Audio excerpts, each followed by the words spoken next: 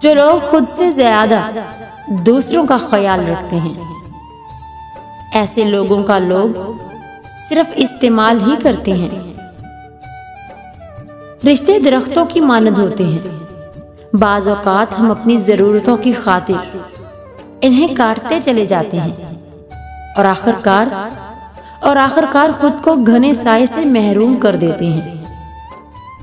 मेरी ज़हानत और शख्सियत धरी की धरी रह गई जब मेरा पाला अपने नसीब से पड़ा। दाना कहते हैं कि हमारे दुनिया के मसाइल इतने ज्यादा नहीं हैं जितने तंज, सवाल, दिल दुखाने वाले तबसरे हैं। अगर सिर्फ जुबान रोक ली जाए तो लोगों के दिलों को तकलीफ कम हो जाएंगी और बहुत से दिलों को सुकून मिलेगा। ये बीन मुझे भी तू सिखा दे मेरे जोगी, ये बीन मुझे भी तू सिखा दे मेरे जोगी। कुछ सांप मेरे हल्काए यारा में छुपे हैं।